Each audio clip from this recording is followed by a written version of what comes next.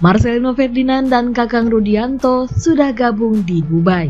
Timnas Indonesia U23 mendapatkan kabar baik untuk Piala Asia U23 2024. Dua pemain skuad Garuda Muda telah bergabung di Dubai, Uni Emirat Arab atau UEA. Kedua pemain itu yakni Marcelino Ferdinand dan Kakang Rudianto. Marcelino terpaksa telat bergabung dengan Timnas Indonesia U23 karena baru dilepas klubnya KMSK DNZ. Timnas Indonesia U23 sedang melahap pemusatan latihan atau TC di Dubai pada 1-10 April 2024. Kegiatan itu bertujuan untuk mematangkan persiapan demi Piala Asia U23. Adapun Kakang menyusul Timnas Indonesia U23 ke Dubai. Bek Persib Bandung itu sebelumnya tidak dipanggil pelatih skuad Garuda Muda Shin Tae-yong untuk turnamen 2 tahunan ini. Namun Timnas Indonesia U23 harus kehilangan Alfeandra Dewangga. Pemain berusia 22 tahun itu tidak bisa bergabung dengan skuad Garuda Muda lantaran masih recovery setelah operasi. Pemain yang tadinya belum bergabung dengan Timnas Indonesia U23, Marcelino dan Kakang sudah bergabung di Dubai. Ujar Shin Tae-yong, kami akan fokus pastinya dengan pertandingan pertama Piala Asia U23 melawan Qatar, jadi mengantisipasi partai itu. Imbuhnya, Shin Tae-yong masih menunggu kedatangan Justin Hubner dan Nathan Joe Aon ke Timnas Indonesia U23 untuk Piala Asia U23. Sampai saat ini, keduanya masih ditahan Cerezo Osaka dan SC Heerenveen.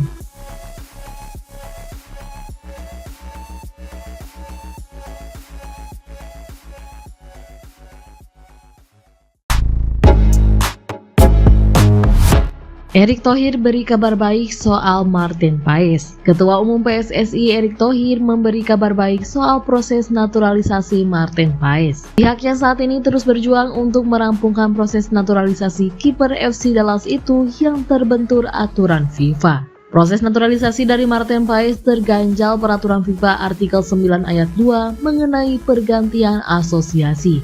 Bahwa pemain bisa berganti asosiasi bila berusia di bawah 21 tahun saat terakhir kali membela tim pertamanya baik di level junior atau senior dalam pertandingan resmi.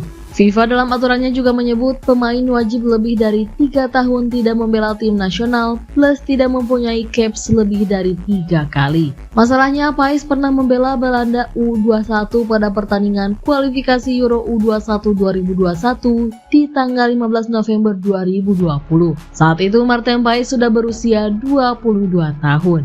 Alhasil, kini kasus Martin Paes dilaporkan harus dibawa ke Pengadilan Arbitrase Olahraga atau CAS. Dan Erick pun yakin akan menang dalam pengadilan itu karena PSSI memiliki data yang konkret. Kita sudah konkret dapat data yang memang di kita.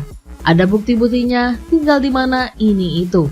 Ya, bisa menang, kita semaksimal mungkin.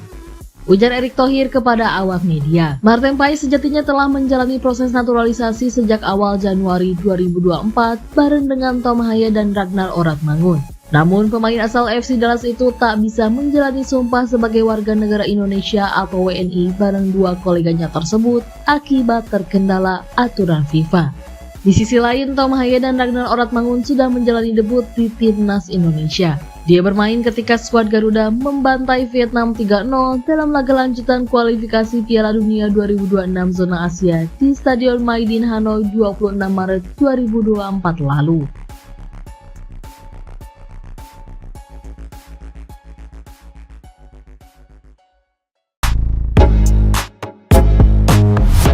Rencana PSSI naikkan lagi ranking FIFA Timnas Indonesia.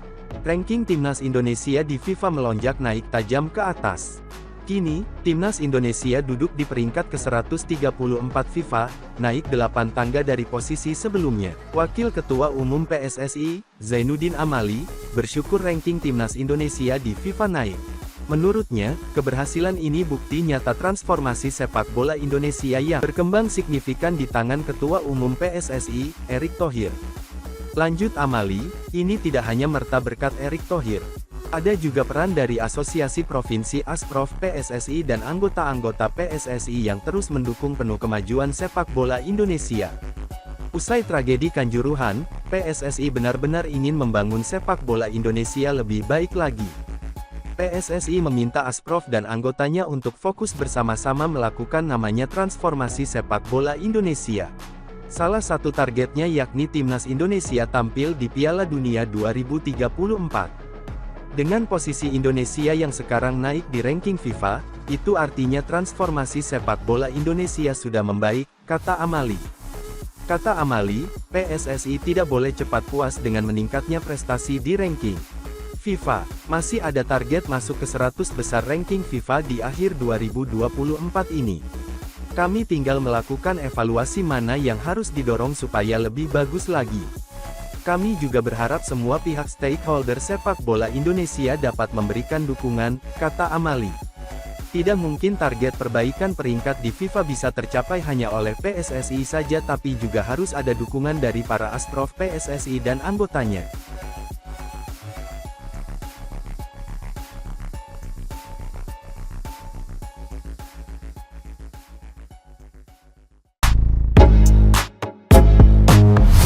Legenda Malaysia bilang Indonesia kerja saat kami istirahat. Mantan pemain timnas Malaysia Azlan Johar memberi pujian kepada timnas Indonesia yang sudah berkembang pesat. Dia juga meminta negaranya untuk meniru apa yang dilakukan skuad Garuda. Timnas Indonesia baru saja menyalip ranking FIFA timnas Malaysia pada April 2024.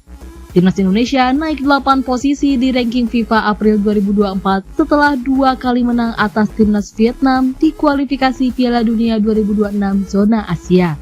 Saat ini timnas Indonesia menempati peringkat 134 dunia dan masih bisa terus melonjak posisinya. Lantas, bagaimana dengan timnas Malaysia? Adapun Malaysia turun 6 posisi dari peringkat 132 ke 138 dunia setelah kalah beruntun dari Oman di lanjutan kualifikasi Piala Dunia 2026 zona Asia.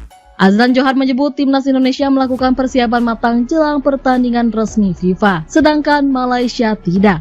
Kita sekarang tidak hanya perlu menekan tombol panik, tapi semua orang perlu menyadari bahwa kita masih perlu belajar tentang persiapan, kita perlu tahu tentang persiapan yang matang. Ujar Azlan Johar dikutip dari Berita Harian. Kita istirahat, tim lain kerja keras. Kita lihat Indonesia.